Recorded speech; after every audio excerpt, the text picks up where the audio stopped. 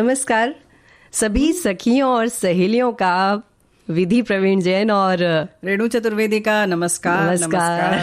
स्वागत है आप सभी का कार्यक्रम में। जो भी हमारे कार्यक्रम को सुन रहे हैं और जो नहीं सुन रहे हैं वो भी सुनना शुरू कर दीजिए, क्योंकि आज तो बड़ा खास दिन है। हाँ बिल्कुल, इतने अच्छे दिनों को हमें समझना चाहिए, दिनों में हमें जीना चाहिए, सचमुच ऐसा लगता है। और हर दिन हमारे लिए प्रेरणा लेकर आता है, एक नई ऊर्जा लेकर आता है। तो आज तुम कुछ कह रही थी विधि कि तुम भूखी हो जी रेणु जी, मैं वही कह रही थी कि हम लोग बचपन से ही भूखे होते हैं, कभी भोजन के, कभी सीखने के, कभी जिंदगी में आगे बढ़ने के। हाँ, लेकिन सब लोग नहीं होते हैं। ये हम इसलिए बता रहे हैं क्योंकि अभी विधि कह रही थी। तो भाई भूख आप अपनी जगाए रखिए, कुछ भी सीखने की ललक अपनी बनाए रखिए, है ना? जी बिल्कुल। और भाई आज हम सखी विशेष में पद्मश्री डॉक्टर भक्ति यादव के बारे में बताएंगे, और सौंदर्य साधना में क्या बताएंगे भाई? कच्चा दूध सबसे सस्ता होता है, सबसे आसान होता है, अपने सबके घर में मिल जाता है। उस कच्चे दूध से अपना सौंदर्य निखार मुश्किल है बस, लेकिन ठीक है। और व्यंजन विधि में आज हम कद्दू के व्यंजन बताएंगे, और आज एक खास रिकॉर्डिंग हम लेकर हाजिर है ना। हाँ जी, वो जो रेलवे के हमारे अधिकारी हैं, उन्होंने महिलाओं को बहुत अच्छा मौका दिया और इतना बड़ा काम कर लिया। थोड़ा सा सरप्राइज है, थोड़ी सी ये बात है, सुनेंगे हम इंटरव्यू के समय क्या बात हुई है। 8 जून की बात है, हमारे बहुत सारे साथियों को जरूर पता होगा विधि, ऐसा नहीं है क्योंकि सब लोग पढ़ते रहते हैं, सुनते रहते हैं। फिर भी हम बताएंगे। और आज पिकनिक डे है तो पिकनिक मनाइए, लेकिन 20 जून को पितृ दिवस है, यानी कि फादर्स डे जिसको आमतौर पे हम कहते हैं, तो उसकी हम ढेर सारी शुभकामनाएं सभी को देते हैं, सभी पिताओं को। जी हाँ। सभी भाइयों को जो पिता हैं और जो पिता बनने वाले हैं, उन सभी को। नहीं भाई, हम सबको भी, हम लोग भी पिता को बोलेंगे तो हम सबको भी बधाई। ये दिन ऐसा है कि सबको बधाई। बिल्कुल बिल्कुल, सभी को बहुत सारी शुभकामनाएं। और मैं तो ये कहूंगी कि आज से तैयारियां शुरू कर दीजिए, 20 तारीख को पितृ दिवस है। जी हाँ, वैसे तो रोज कुछ इस तरीके की तैयारियां रखिए कि अपने हम जो भी हमारे माता पिता बड़े बुजुर्ग हैं उनको कुछ न कुछ देते रहें और उनसे बहुत कुछ सीखते भी रहें। यानी कि वही है, फिर भूख जगाए रखें उनसे कुछ लेने की। जी, मैं बस वही बात आपसे कर रही थी कि मेरी रोटी की भूख है, मेरी सीखने की भूख है, मेरी आगे बढ़ने की भूख है। इन सारी भूखों को पूरा करने वाला केवल एक होता है, पिता। बस बिल्कुल।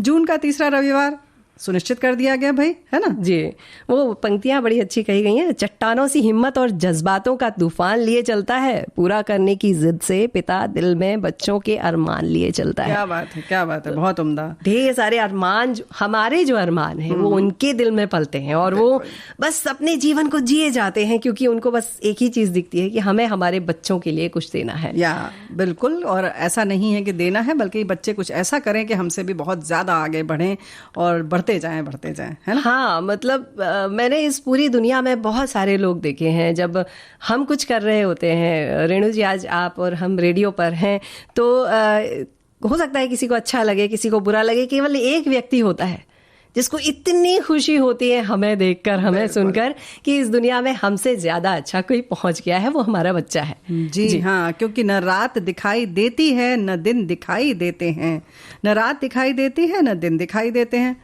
पिता को तो बस परिवार के हालात दिखाई देते हैं। क्या बात है रेणु जी, बड़ी अच्छी पंक्तियां हैं आपकी। भाई पिता चीज ही ऐसी ना, जब नाम आता है तो बहुत सारे जज्बात हमारे अपने आप सामने आते हैं, क्योंकि इन सारी चीजों के साथ साथ आगे बढ़ने के साथ पिता वो हैं जिनको कि अनुशासन भी बनाए रखना होता है। अब उस मोहब्बत के साथ अनुशासन को बनाए रखना कितना मतलब विरोधाभास है ना, लेकिन बनाते हैं वो। जी, वो बचपन की बातें हैं ना। रेणु जी, एक बात और आपसे कहनी है कि प्रकृति हमें कितना कुछ देती है, सब कुछ दे देती है, सब कुछ। और उस सब कुछ के देने के बाद में उसके पास इतना समय नहीं होता कि हमारा ख्याल रखने आ सके। तो हमारे पिता उसके प्रतिरूप बनकर आ जाते हैं और हमारे हर पल को बहुत सुंदर बना देते हैं। बिल्कुल, हर पल को करते हैं, क्योंकि जैसे हमने पहले कहा ना कि आगे बढ़ते हुए, बहुत आगे बढ़ते हुए देखना चाहते हैं। कोई भी कष्ट मिले है उसे दूर करने की कोशिश करते हैं। पहले तो यही कोशिश करते हैं पिता कि कोई कष्ट मिले ही ना, कुछ ऐसी व्यवस्था कर दी जाए, है ना? जी जी। और एक बात और रेणु जी, हमारे जो शहरों के घर हैं, आपके घर का भी एक कोई नंबर होगा। हाँ, लेकिन जब गांव में हम जाते हैं ना, तो ऐसा कहते हैं फला वाले के लड़के का फला घर है। मतलब हमारे पिता के नाम से हमारे घर का नाम होता है। कभी हमारे किसी मकान नंबर से, हालांकि मकान नंबर होता है, लेकिन मकान नंबर को खुद मकान मालिक नहीं जानता कि हमारा मकान नंबर है क्या। जाने भी, लेकिन फिर भी वही होता है कि पिता के नाम से, यानी घर का जो मुखिया होता है, जो इन सारी चीजों को, झंझावातों को संभालते हुए घर को संभालता है, खुद अपने ऊपर लेता है, तो जाहिर है कि उसका नाम वैसे ही रोशन रहता है नंबर से ज्यादा। और फिर वही होता है कि जैसे कोई भी चीज हम बनाते हैं, अगर हम बात करें कुम्हार की, तो सुंदर घड़े का रूप जो होता है उसमें सब चीज़ चाहिए। अंदर से एक प्यारा सा कोमल सा हाथ भी लगता है, उसके बाद ऊपर से थाप भी पड़ती है ताकि वो बिल्कुल चिकना हो, उसमें कोई भी कंकड़ वगैरह ना हो, उतना ही चिकना हो। तो अंदर वाला कोमल हाथ और ऊपर से जो थाप पड़ती है थोड़ा सा सख्त और कठोर, वो भी होता है, तब एक संस्कारी बच्चे बनते हैं हम। जी बिल्कुल। और सखी सहेली है तो सखियां और सहेलियां हमारे साथ में है, तो एक बात तो कहना है कि बेटों को तो चलिए वो बढ़ा देते हैं, बड़ा कर देते हैं, लेकिन जो बेटियां हैं ना, उनका लगाव पिता से अलग ही होता है और पिता उनके लिए कुछ अलग करते भी हैं। ऐसा हमारे परिवारों में भी हमारे भाई भी शिकायत करते हैं कि वो तो तुम्हें पिताजी का ज्यादा प्यार मिलता है, और ऐसी बातें होती रहती हैं, क्योंकि वो पिता है ना, वो दिल से बहुत करता है अपनी बेटियों के लिए, अपने बच्चों के लिए। परी होती है ना उनकी। परी होती है, बिल्कुल। तो फिर जैसे तुमने कहा कि प्रकृति हमारे पास नहीं आ सकती, तो जाहिर है कि प्रकृति का असली रूप देखना है तो आप पिता को देखें, हमारे साथ होते हैं, सब अपनी इच्छाओं को कुर्बान कर देते हैं और चाहते हैं कि आप कुछ अच्छा करते रहें, आपके ऊपर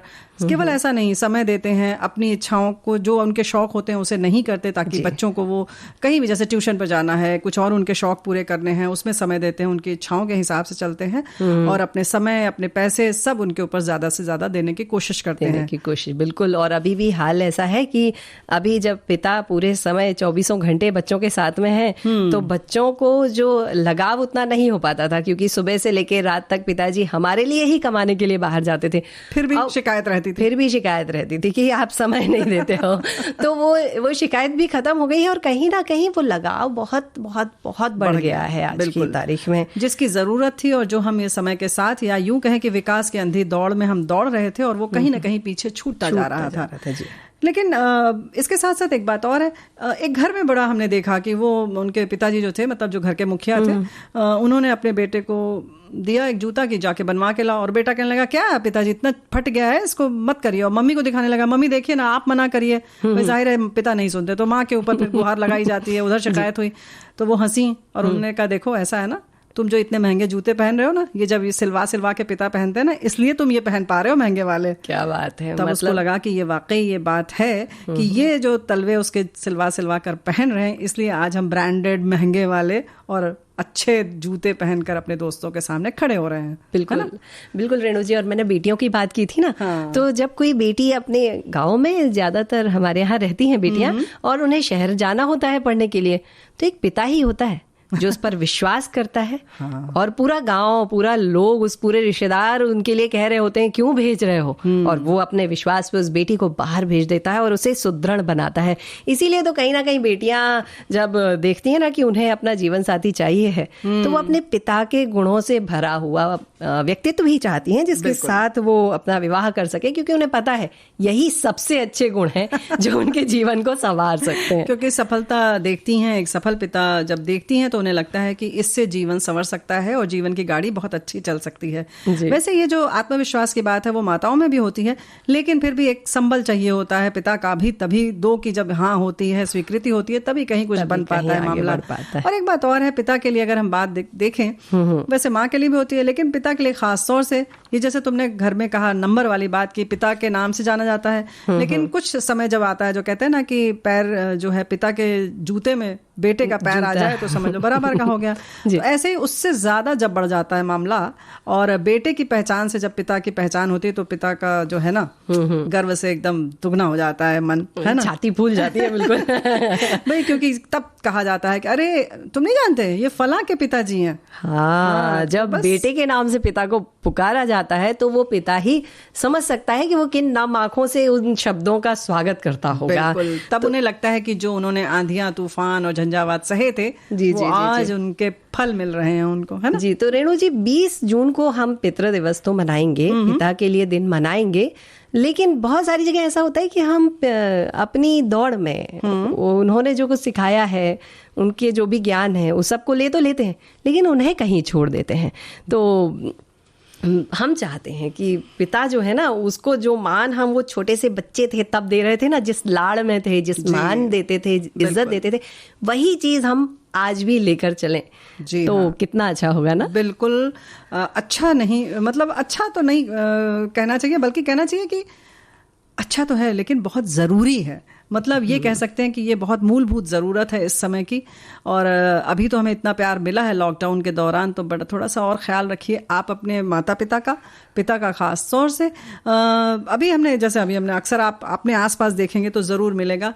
ऐसे ही एक जन के घर में गई तो उनके पिताजी बहुत बुजुर्ग थे, तो कहीं और उत्सव था, जैसे किसी के फंक्शन में गए थे, तो उनके पिताजी गए हुए थे, लेकिन मुझे पता था कि वो बाथरूम में गए, तो मैं बाहर खड़ी थी। तो वो भाई साहब आए, उन्होंने कहा कि पापा अंदर है? हमने कहा हाँ मैं खड़ी हूँ, अभी निकलेंगे तो मैं वॉश बेसिन में हाथ धुलवा दूंगी। उन्होंने कहा नहीं आप जाइए भाभी जी। तो मैं हट गई, मतलब हटी क्या, मैं दूर से मैं देख रही थी। वो जैसे ही उनके पिताजी निकले, उन्होंने बस हाथ पकड़ा, बिल्कुल जैसे लगे छोटा बच्चा है। उनके पिताजी ऐसे लग रहे थे छोटे बच्चे हैं, और उन्होंने रुमाल लिया, हाथ धुलाया बड़े प्यार से, और अपने हाथ जेब से रुमाल निकाली, पापा का मुंह पोछा, हाथ पोछा।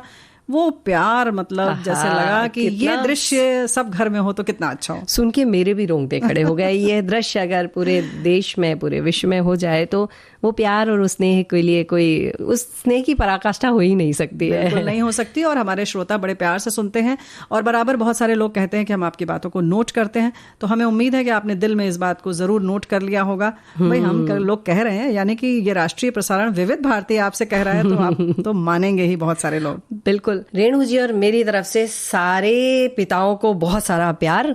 और जब रेणु जी, हम अभी थोड़ी देर में पहले बात कर रहे थे कि बेटियां जो होती है ना, वो पिता के कंधों की ताकत पे ही आगे बढ़ती हैं। हाँ, ये बात तो है। और अभी आपको एक साक्षात्कार जो आपके साथ में ही हुआ है, वो हम हमारे श्रोताओं को सुनवाने वाले हैं। और लगता है उन बेटियों के पिताओं ने उन्हें बहुत ताकत दी है।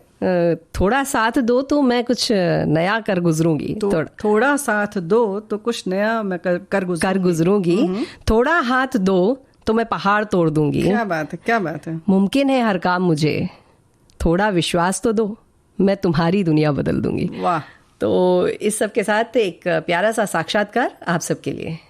श्रोताओं, हम बराबर बात कर रहे हैं कि महिला सशक्तिकरण किस तरह से हो, और इसमें हम 100% खरे उतरें, या यूं कहें कि हम महिलाओं को इस तरह से सशक्त करें कि वो कोई भी दिशा, कोई भी क्षेत्र उनसे अछूता न रहे। और इस दिशा में एक और मजबूत कदम रखा है मध्य रेल ने। जी हाँ, मध्य रेलवे के अनुभाग ने कुछ ऐसा किया है कि जिसके लिए पूरा देश, या यूं कहें कि विश्व के बहुत सारे देश उनकी तरफ देख रहे हैं, और एक नया कीर्तिमान सा स्थापित किया है। इसके लिए आज हम बात कर रहे हैं अधिकारी जॉन जी से। जी, कार्यक्रम में स्वागत है आपका। धन्यवाद। जॉन जी, आप अपना पद और कार्य जो है वो आप स्वयं बताएं तो अच्छा रहेगा। मेरा नाम जॉन है, मैं सीनियर सेक्शन इंजीनियर के पद पर कार्यरत हूँ, और मैं इस कल्याण यार्ड के माल डिब्बा विभाग का इंचार्ज हूँ। जी, कल्याण मतलब मुंबई के पास। जी, या मुंबई मंडल सेंट्रल रेलवे के इसमें आते हैं। जी, सेंट्रल रेलवे मुंबई मंडल में। जी जी, कल्याण एक भाग है मुंबई मंडल का। जी जी। तो सीनियर सेक्शन इंजीनियर हैं आप। तो ये जो पहल है जो आपने किया, जिसलिए हमने आपका यहाँ पर अभिनंदन करना चाहते हैं और कार्यक्रम में लोगों को बताना चाहते हैं कार्यक्रम के माध्यम से, वो क्या है उपलब्धि? जी, मेरे डिपो में लगभग करीबन 10 से 18 महिला नियुक्त किए गए थे पहले टेक्नीशियन के पद पर, और ये कार्यरत थे। ये जो कार्य जो है परीक्षण का, जो माल डिब्बा 40-40, 50-50 वैगनों का परीक्षण करना, इसमें थोड़ा शारीरिक बल ज्यादा लगता है, और इसमें महिलाएं अक्सर देखा जाता है कमजोर पड़ते थे इस कार्य में। जी, क्योंकि इसमें जो है थोड़े वजनदार पुर्जे उर्जे लगते थे, जिसके लिए महिलाओं में उतनी ताकत या उतनी ट्रेनिंग पहले दी नहीं जाती। जी, हमने ये सोचा कि इनका एक सही उपयोग करें, और इनका जो है प्रशिक्षण दे के इन कुशलता जो है तो इसको बढ़ा के क्यों ना हम इस कार्य को स्वतंत्र रूप से दिया जाएगा। जी। तो हमारा प्रयास करीबन 3-4 महीना पहले से शुरू था, और इनको हमने 3-4 महीने के दरमियान इनको इतना सक्षम बना दिया और कुशल बना दिया कि हमें कुछ हिचक नहीं थी कि इनको एक स्वतंत्र रूप से ये काम सौंपा जाए। 3-4 महीने पहले, यानी कि थोड़ा महीना बताएंगे? लगभग जनवरी से, यानी जनवरी 2021। जी। इसके पहले भी इन लोग काम करते थे, लेकिन इनका काम थोड़ा सा हल्का था। अच्छा। यानी कि आपने जैसा बताया कि 40-50 वैगन का जो पूरा मालगाड़ी के जो डिब्बे होते हैं, वैगन होते हैं, उनका पूरा परीक्षण हमारी बहनों ने किया। ये ज्यादातर इंडियन रेलवे पुरुष लोग करते हैं। अच्छा, पुरुष लोग करते थे और आप लोगों ने इसको सोचा कि करवाया जाए उनसे, यानी कि पहली बार आप लोगों ने इस तरीके का प्रयास किया। हमने सोचा, हमारे सीनियर टीम में के गुप्ता साहब और एनी साहब ने और मैंने पहले से सोचा कि क्यों ना हम एक ट्रायल ले ले महिलाओं को एक काम सौंप के। जी। तो भारतीय रेल में किसी ने ऐसा प्रयास नहीं किया, तो हमने एक प्रयास किया था। जी, चलिए, जब प्रयास किया आपने और सफलता हासिल हो गई, लेकिन जाहिर है कि उसमें बहुत सारी दिक्कतें भी आई होंगी, हम जरा उनके बारे में भी चर्चा करना चाहते हैं। दिक्कतें ये है कि महिला को प्रोत्साहन करना, उनको एक इच्छा क्रिएट करना कि इस कार्य के लिए आपको थोड़ी सी टेक्निकली स्किल थोड़ा हाई चाहिए। और सबसे बड़ा जो बात है, मैंने जो देखा जी कि हमने इनको बहुत ज्यादा प्रोत्साहित किया जी, और हमारी जो महिला स्टाफ है उसने इतनी इच्छा जाहिर की और इतनी उत्तेजना थी उनको कि स्वतंत्र रूप से कार्य करने का एक मौका अगर मिल जाए तो हम कर दिखाए कि हम पुरुष से कम नहीं। क्या बात है, यानी उनके अंदर भी उतना ही उत्साह था जब आपने कहा। तो बिना उनके उत्साह से हम कभी ये कार्य सौंप ही नहीं सकते। जी, तो कितना का स्टाफ था और कितनी हमारी बहनें उसमें तैयार हो गई स्वेच्छा से, या सब तैयार हो गई? तैयार तो सभी हुए, लेकिन इस कार्य करने के लिए हमें जो मापदंड है वो 10 लोग का था। तो 10 को हम कुशलता के लेवल के आधार पर हमने सेलेक्ट किया जी, और फिर उनको हम एक गैंग बना के 10 महिला, उसमें 8 टेक्नीशियन और 2 उसके जो सहायक, एक गैंग बना के इस कार्य को करने के लिए उनको हमने सौंपा ये काम। अच्छा, और कितने महीने का आपने प्रशिक्षण दिया? लगभग जो है प्रशिक्षण करीबन 3-4 महीने का दिया हमने, बताया। जी जी, कुछ उनको बाकी कार्यों से अलग करके और बिल्कुल इसका प्रशिक्षण? नहीं, बिल्कुल नहीं, हमने कोई कार्य से अलग नहीं किया। हमने एक ही अच्छा तरीका अपनाया कि इनको हम पुरुष टेक्नीशियन लोगों के साथ, जो वरिष्ठ है, बड़े तजुर्बा वाले, उनके साथ दिए। अच्छा, तो उनके साथ देने के बाद से ये फायदा हुआ कि इनको अच्छा अनुभव मिला उनके कार्य से। जी, तो कहीं ऐसा नहीं हुआ कि जो हमारे वरिष्ठ अधिकारी थे या जो टेक्नीशियंस थे, उनके में कुछ ऐसा रहा होगा उनको कि लगा हो कि जो हम कार्य अभी तक स्त्रियां नहीं करती थी उसमें आप क्यों ला रहे हैं, या ना करूं, ऐसा कुछ? देखिए, हमने उन महिलाओं को ही लिया जिन्होंने बड़ी इच्छा जाहिर की और एक बड़ी उत्साह दिखाई। जी, हमारे यहाँ महिला हैं कुछ लोग जो शारीरिक रूप से थोड़े कमजोर है, उनको हमने नहीं कहा। जो ज्यादा इच्छुक है और इच्छा जाहिर की है, उत्तेजना दिखाई, उन्हीं को हमने ज्यादा प्रोत्साहन। लेकिन पुरुषों ने जो समकक्ष थे उन्होंने विरोध नहीं किया? देखिए, पुरुष ने विरोध इसलिए नहीं किया क्योंकि हमें नारी शक्ति का एक उदाहरण देना था, तो तारीफ ही किए और उन्होंने भी इनको प्रोत्साहित किया कि आप एक बार एक प्रयास करके देखिए, शायद सफल हो तो बड़ा अच्छा हो। क्या बात है, बहुत अच्छी बात है, और इसके लिए आप बधाई के पात्र हैं। और जो आपने अपने गुप्ता जी और इन लोगों का नाम लिया, उन सब के लिए बहुत ढेर सारी बधाई और शुभकामनाएं। और हम उन बहनों से भी बात करना चाहते हैं जिन्होंने इसमें पहल की और उनका क्या अनुभव था। जी, मैं सबसे पहले हमारे टेक्नीशियन है ज्योति दामोदर, आप उनसे बात करिए। जी, धन्यवाद जॉन जी। जी, नमस्ते ज्योति जी। नमस्ते। एक बहुत अच्छा प्रयास रेलवे ने किया, खासतौर से मध्य रेलवे, और अगर हम बात करें तो मुंबई मंडल में ये प्रयास किया गया और हमारी बहनों से वो काम करवाया गया जो आज तक किसी ने कोशिश नहीं की थी। जी हाँ, मालगाड़ी का पूरा परीक्षण, निरीक्षण किया और किस तरह से इसमें ये सहभागी बनी, जिन्होंने खुद इसकी गवाह रही और खुद किया है, उनसे हम बात करते हैं। हमारे साथ है ज्योति दामोदरे जी। कार्यक्रम में स्वागत है। Thank you. ज्योति जी, आप क्या हैं, क्या करती हैं और किस विभाग में हैं, स्वयं बताएं। मैं मुंबई मंडल में C&W डिपार्टमेंट में हूँ, मतलब मैकेनिकल डिपार्टमेंट में काम करती हूँ, एज ए टेक्नीशियन काम करती हूँ। जी, वैसे आपका सामान्य तौर पर अगर हम बात करें तो क्या कार्य रहता है? भी जो हम लोगों ने काम किया है, एक्चुअली हमारा यही काम रहता है, बस हम लोग जो हमारे सीनियर लोग हैं उनके साथ काम करते हैं। अच्छा, तो उसमें कुछ ऐसा रहता है कि आपको थोड़ा हल्का काम दिया जाता है, बहुत ज्यादा शारीरिक क्षमता की जरूरत नहीं होती है, बल की जरूरत नहीं होती है, ऐसा होता है? ऐसा तो नहीं होता है, लेकिन हम लोग एक सपोर्ट में ही उनके साथ काम करते हैं। ज्यादा अगर हेवी होता है जी, तो वहाँ पे पुरुष लोग ही ज्यादा काम करते हैं। अच्छा, तो ये जो पहल हुई महिला सशक्तिकरण की दिशा में, जो ये कदम बढ़ाया है आप लोगों ने, पहले तो आपको बधाई देते हैं ज्योति जी, थैंक यू, कि आप उसका हिस्सा हैं। और कैसे आपको ये दिया गया कि ये करना है आपको, और जब दिया गया, बताया गया, तो आपकी क्या प्रतिक्रिया थी? आपने क्या सोचा, कैसा लगा आपको? पहले तो मतलब हमारे प्रशासन ने ये निर्णय लिया, जो हमारे लेडीज जिनको सिलेक्ट किया उन्होंने जी, पहले तो उनको बहुत सारी ट्रेनिंग दी है उन्होंने जी। और ट्रेनिंग के बाद हम लोग जो सिलेक्ट हुए 10 लोग, मतलब अलग अलग परीक्षण में हम लोग अलग अलग थे, मतलब 3-3 लोग थे। देखना पड़ता है पूरी गाड़ी, तो ईस्ट साइड में वेस्ट साइड में ऐसा 3-3 लोगों का रहता है और टेस्टिंग के लिए अलग 3 लोग रहते हैं। अच्छा, हाँ। तो अगर कुछ ज्यादा हेवी काम आता है तो हम लोग टीम वर्क ही करते थे, मतलब 6 लोग मिलके एक काम करें। मतलब ज्यादा हेवी होता है तो हम लोग एक सपोर्ट में ही काम करते हैं जी। लेकिन जब आपको ये कहा गया कि आपको इसके लिए चुना जा रहा है, आप इसका हिस्सा बनेंगी, तो आपको क्या लगा कि ये हम कर पाएंगे या नहीं कर पाएंगे? मेरा तो मतलब वो नसीब था कि सर ने मुझे सिलेक्ट कर लिया इस काम के लिए जी।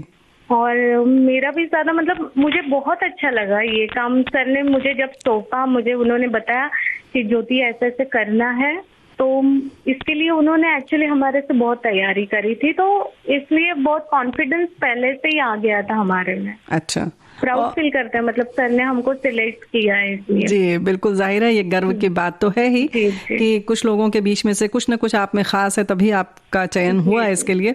लेकिन सामान्य तौर पर आपको क्या लगता है, काम में किस तरीके का कुछ खास होना चाहिए जब ऐसा चयन होता है, या किसी भी दिशा में, किसी भी काम में? क्या लगता है कर्म के प्रति आप क्या कहना चाहेंगे, अपनी ड्यूटी के प्रति?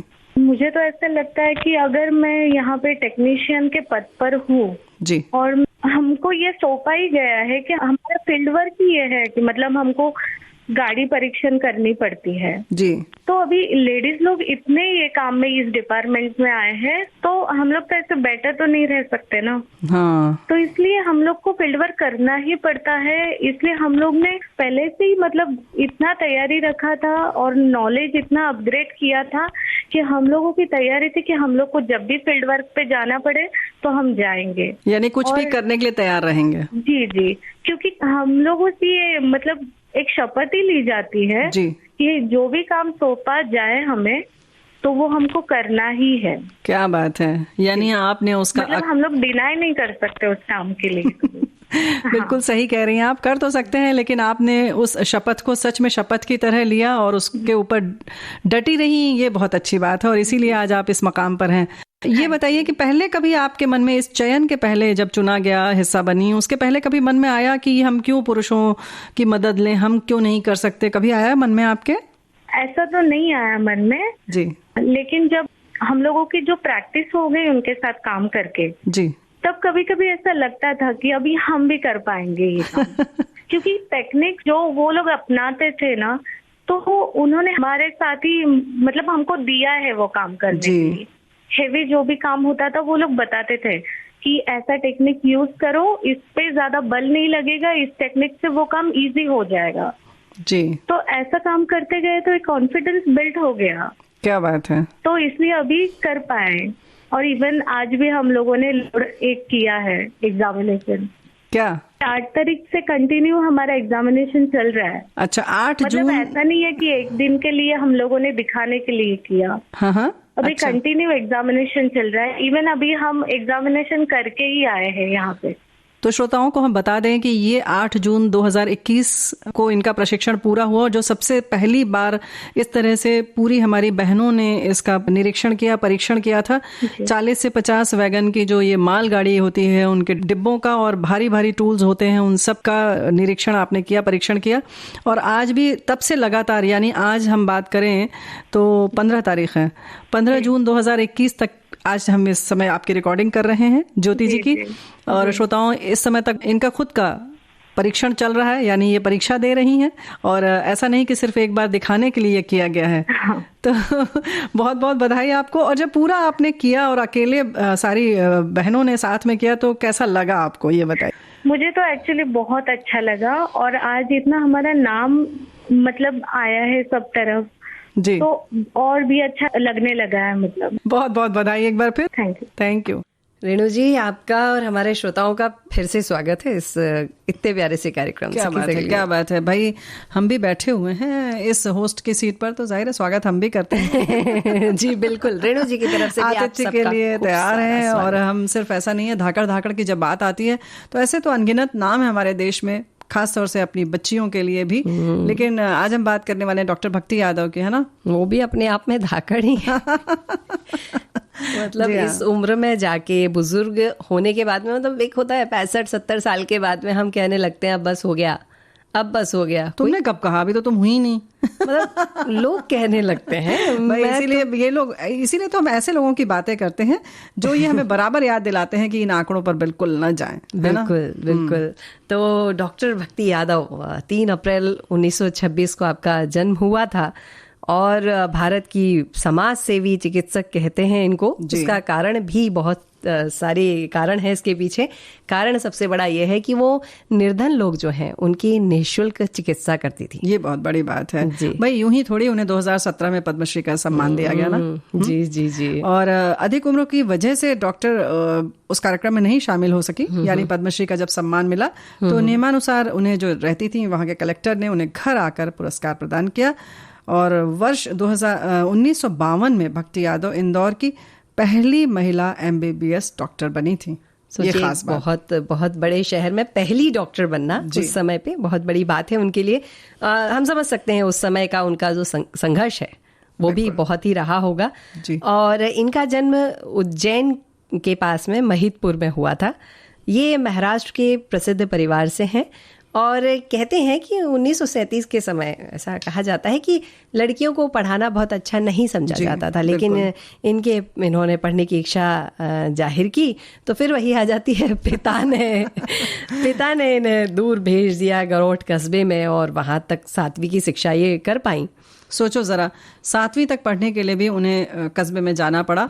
और उसके बाद भक्ति जी के पिताजी इंदौर आए, अहिल्या आश्रम स्कूल में उनका दाखिला करवा दिया गया। और उस वक्त इंदौर में वो एकमात्र लड़कियों का स्कूल था जहां छात्रावास की सुविधा थी। मतलब उस समय पे जब लड़कियां पढ़ती नहीं थी तब भी इनके पिता ने छात्रावास में रखा था। मतलब बहुत बड़ा हृदय होगा उन पिता का।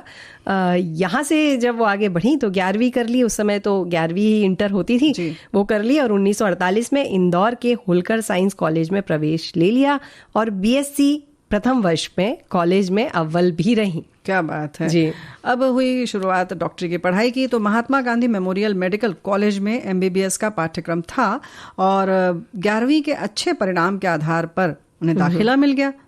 अब यहाँ पे भी देखिए 40 बच्चे थे एक कक्षा में और 39 लड़के थे। अकेली लड़की भक्ति यादव जी वहां पर पढ़ाई कर रही थी। जी। और अकेली इस बैच की पहली महिला छात्र थी। इस कॉलेज की भी जाहिर है, जब पूरे शहर की पहली थी तो इस कॉलेज की भी पहली थी। और मध्य भारत की भी पहली MBBS डॉक्टर भक्ति यादव। 1952 में भक्ति MBBS डॉक्टर बन गई और फिर MGM कॉलेज से ही इन्होंने MS किया, यानी Mahatma Gandhi memorial medical college जिससे इन्होंने MBBS किया था, वहीं से आपने उच्च शिक्षा और हासिल की और MS भी वहीं से किया इन्होंने। और इनका कहते हैं ना, एक से एक मिल जाए तो 11 भी हो जाते हैं, तो वैसा ही इनके साथ आगे हुआ। 1957 में उन्होंने अपने साथ पढ़ने वाले डॉक्टर चंद्र सिंह यादव जी के साथ इनका विवाह हुआ और यादव जो थे उन्हें सरकारी अस्पतालों से नौकरी का बुलावा आ रहा था, लेकिन उन्होंने इंदौर की मिल के इलाके का जो बीमा अस्पताल था उसे चुना, क्योंकि वो भी भक्ति यादव जैसे ही थे। वही मैंने कहा, 1 से 1 11 हो गए थे ये दोनों। बिल्कुल विचार मिले और ऐसे ही हम कदम बन गए, जीवन साथी बन गए। और इंदौर में मजदूर डॉक्टर के नाम से उन्हें जाना जाता है, क्योंकि जैसे तुमने कहा कि वो मिल थी, वहीं पर वो सब मरीजों की सेवा करने लगे। डॉक्टर बनने के बाद इंदौर के सरकारी अस्पताल महाराजा यशवंतराव अस्पताल में उन्होंने सरकारी नौकरी की बाद में, और फिर सरकारी नौकरी फिर उन्होंने त्याग कर पत्र दे दिया। जाहिर है कि उनका दिल तो कहीं ना कहीं, उनकी आत्मा जो थी वो समाज सेवा से जुड़ी हुई थी जी। और उसके बाद में फिर वो देखिए, पति जहाँ थे वहीं पत्नी भी पहुंच गई। भंडारी मिल के पास में जो नंदलाल भंडारी प्रसूति गृह था, वहां पर उन्होंने एक अस्पताल खोल लिया और स्त्री रोग विशेषज्ञ के रूप में वहां पर काम करने लगी। और 1978 में यह अस्पताल बंद भी हो गया तो उन्होंने एक वात्सल्य नाम का एक छोटा सा नर्सिंग होम खोल लिया कहते हैं इसे डॉक्टर भक्ति के नाम पे काफी प्रसिद्ध था और आज भी डॉक्टर भक्ति के नाम से ही उस जगह को जाना जाता है। जी। और यहाँ संपन्न परिवार के मरीज के नाम से नाम मात्र की फीस ली जाती है और गरीब मरीजों का मुफ्त में इलाज कराया जाता है। और तब से आज तक डॉक्टर भक्ति अपनी सेवा के काम को अंजाम दे रही हैं। और 2014 में ये चंद्र सिंह यादव का जब निधन हो गया, यानी इनके पति का निधन हो गया था जी, तब भक्ति जी हैं 2011 साल में ऑस्टियोपोरोसिस नामक खतरनाक बीमारी हो गई और जिसकी वजह से उनका वजन लगातार घटते हुए बहुत कम रह गया। और डॉक्टर भक्ति को उनकी सेवाओं के लिए डॉक्टर मुखर्जी सम्मान से नवाजा गया। और फिर इसी तरह से 2017 में फिर उन्होंने 14 अगस्त को अंतिम सांस ली।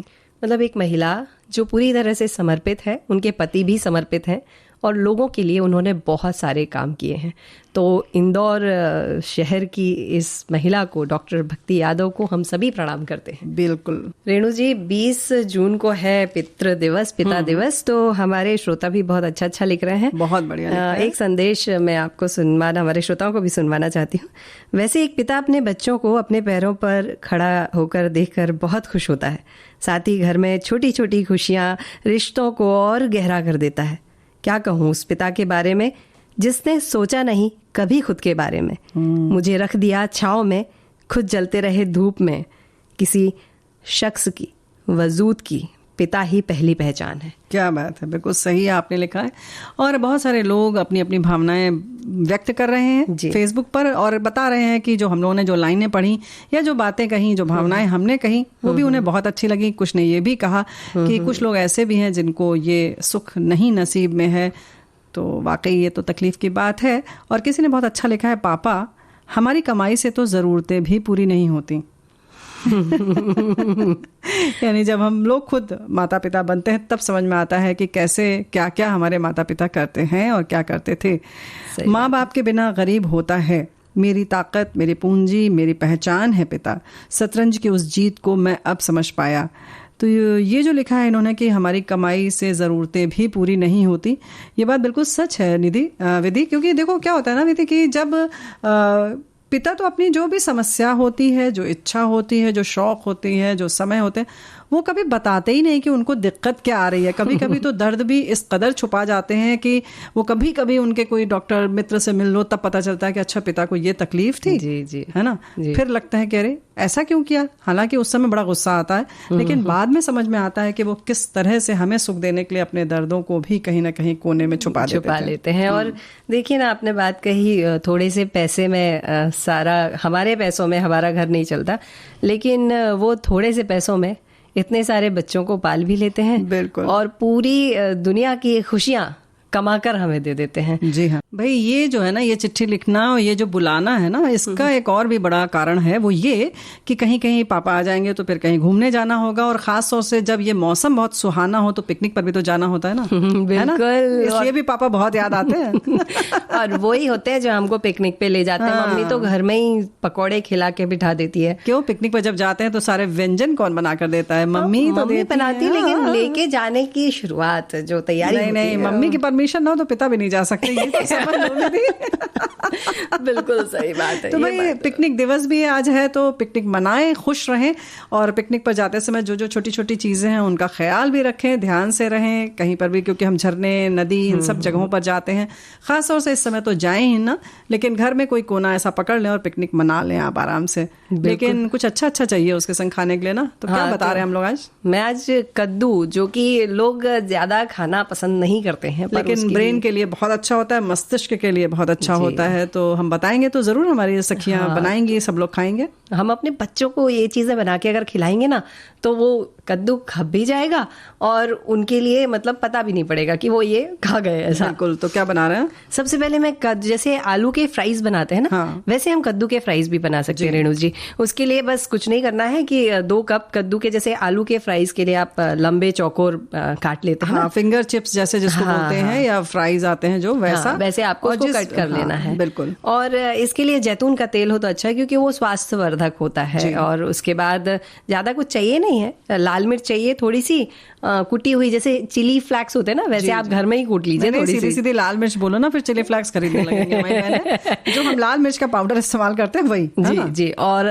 नमक चाहिए है, और कुछ नहीं चाहिए। बस आपको क्या करना है, कद्दू को एक कटोरे में रखना है और ये सब मसाले मिला लेना है। अब 2 तरीके से बना सकते हैं, एक तो अवन है घर में तो अवन में बना लीजिए, और अवन नहीं है तो कुकर में बना लीजिए। अवन में बनाने के लिए तो उसे 200 डिग्री पे पहले 10 मिनट प्री हीट कर लीजिए, और फिर एक 15-20 मिनट के लिए रख दीजिए माइक्रोवेव ओवन में।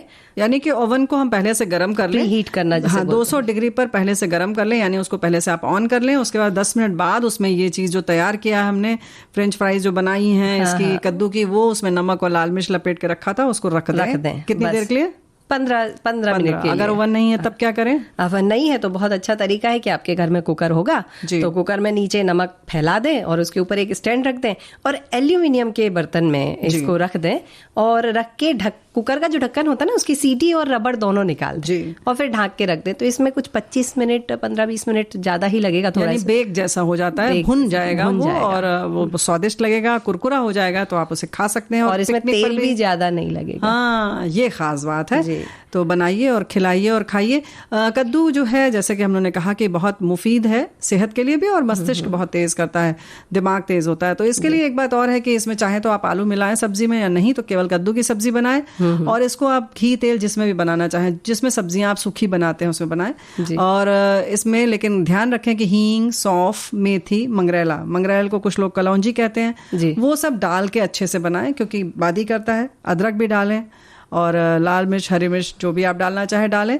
और इसके साथ साथ एक बात और है कि अगर आपकी पहले से तैयारी है, तो अगर 250 ग्राम कद्दू बना रही हैं तो एक मुट्ठी या थोड़ा सा देसी चना जो होता है काला वाला, उसको एक दिन पहले भिगो दें, उबाल लें, और उसको इसमें मिला दें बनाते समय। मुंह में पानी आ रहा है। और पक जाए तो फिर उसके बाद अच्छा ढेर सारा इसमें गुड़ डालें, गुड़ डालें जी, उसकी मिठास, और फिर उसके ऊपर से खूब, अगर आजकल कच्चा अगर आम मिल रहा है तो उसकी खटाई डालें, उतना ही खट्टा, उतना तीखा, उतना मीठा, और खाएं। फिर देखिए कितना चटकारे लेती हैं। मतलब आज तो बहुत सारे घरों में बन ही जाएगा कद्दू। बन जाएगा, क्योंकि तुम हलवा बताने वाली हो ना। जी बिल्कुल, कद्दू का हलवा ये भी बड़ा अच्छा होता है। कुछ लोग कद्दू की खीर भी बनाते हैं, पर आज हम कद्दू का हलवा बनाते हैं। तो थोड़ा सा कद्दू ले लें, जैसे 500 ग्राम लिया तो उसे छील के घिस लें। दूध चाहिए होगा आधा लीटर, घी चाहिए होगा 2-3 चम्मच बस, शक्कर चाहिए होगी, इलायची पाउडर, काजू बादाम जितने आप ले सकते हो उतने पिस्ते, हाँ इन सबको थोड़ा सा कतर के जैसे छोटा छोटा टुकड़ा करके हम रख लें। तो कद्दू को कढ़ाई में घी गरम करें, घी गरम होने पर उसमें वो जो हमने कद्दू किस लिया था उसे उसमें डाल दें, यानी कद्दूकस कर लें, कद्दूकस कर लें, है ना। और उसे अब एक 10-15 मिनट तक, थोड़ी देर तक उसे चलाते रहें, भूनते जाएंगे। और जब हम भूनेंगे तो वो एक अच्छी खुशबू भी बहुत अच्छी आती है। और जब ये पक जाएगा तो अब एक दूसरे बर्तन में आपको दूध रख देना है जी, और दूध को धीरे धीरे हिलाते हुए, मतलब आपके दोनों हाथ चल रहे हैं गैस पर, तो दूध को धीरे धीरे हिलाते हुए उसको भी हल्का सा गाढ़ा कर लें जी। और बस अब वो दूध जब गाढ़ा हो जाएगा तो उसमें शक्कर डाल दें, शक्कर पिघल जाएगी। अब दोनों को साथ में मिला दें, मतलब जो कद्दू भुना था और जो दूध आपने गाढ़ा किया था, दोनों को साथ में मिला दें और चलाते रहें। और हलवे जैसा जब वो हो जाएगा, थोड़ा सा गाढ़ा बना जाएगा, हाँ, तब आप गैस बंद कर दें। काजू डालिए, बादाम डालिए, इलायची डालिए, और यानी कि वैसे भी कहते हैं ना कि जितना आप गुड़ डालेंगे उतना मीठा होगा, तो जितना मेवा डालेंगे उतना स्वाद बढ़ेगा। डालिए, बिल्कुल डालिए, शौक से डालिए जी। लेकिन ये तो हो गए हमने जो व्यंजन बताए, लेकिन कद्दू वैसे भी आप इस्तेमाल जरूर करें, और बच्चों में भी खाने की परंपरा डालें इसको। ये एक अच्छी सब्जी होती है जी, बिल्कुल। और अच्छी तो बहुत सारी चीजें हमारी रसोई घर में, जैसे हमने आज दूध की बात की थी ना, हाँ, तो उसका प्रयोग भी तो कर लें। जी बिल्कुल। समय वैसे जा रहा है सखी सहेली का, लेकिन हम जल्दी बता देते हैं कि कच्चा दूध कितना अच्छा होता है हमारे सौंदर्य के लिए। इतना सारा मेकअप लगाना पड़ता है कभी कभी हमें दूसरों की शादियों में जाने के लिए, या घर में भी कभी हम तैयार हो जाते हैं शौक से। अब उस मेकअप को निकालने के लिए अलग से आप क्रीम लेके आते हैं, बिल्कुल जरूरत नहीं है। घर में जो कच्चा दूध है उसमें रुई का पोहा डुबाइए और अपना मुंह साफ कर लीजिए, बिल्कुल आपका मुंह साफ हो जाएगा उससे। जी हाँ, यानी कि ये क्लींजर का काम करता है, सफाई बहुत अच्छी करता है। वैसे भी कपड़ों में दाग धब्बे लगे हो तो भी कच्चा दूध साफ करता है, साफ कर देता है। इसके साथ साथ कुछ पैक हम बना सकते हैं। जी जी, बस मैं एक चीज और बताना चाहती हूँ, जब क्लींजर लगाते हैं उसके बाद आप साबुन ना लगाएं, मतलब ये दूध लगाते हैं सादे पानी से धो लें। अब अगर आप चाहें तो बादाम के साथ कच्चा दूध मिलाकर पेट में अपने चेहरे पे लगा लें, आप चाहें तो बेसन और कच्चा दूध मिलाकर पैक बना लें, चेहरे पे लगा लें। अगर कच्चे दूध में 1 चम्मच शहद मिला लेंगे और चेहरे पे लगा लेंगे तो भी निखार दुगना चौगना हो जाएगा। जी, लेकिन बेसन के लिए जिनकी त्वचा खुश्क है वो न लगाएं, जिनकी तैलीय त्वचा है वो उसका इस्तेमाल करें, और बाकी शहद इस्तेमाल करें अगर आपकी ड्राई स्किन है तो। इन सारी चीज़ों का ख्याल रखें। और वैसे भी केवल कुछ नहीं तो आप जब कच्चा दूध छान रही हैं कर रही हैं तो बस हाथ में लीजिए और वैसे भी लगा लीजिए, चेहरा निखर जाएगा। हाँ, मतलब सब सुंदर हो जाने वाले हैं कच्चा दूध लगा करके। जी हाँ, सुंदर तो सब है। मतलब वो बोलते ना एक अलग ही, और सचमुच बहुत प्यारा सा चेहरा हो जाता है। हमारा मुंह नहीं छूट रहा है, कार्यक्रम समाप्त करते हैं और देते हैं सखियों से विदा। रेणु चतुर्वेदी और विधि प्रवीण जैन की ओर से नमस्कार।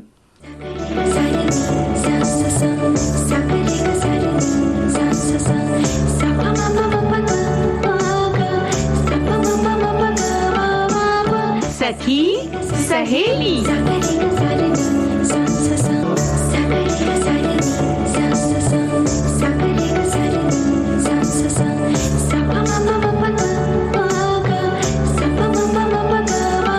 सखी सहेली।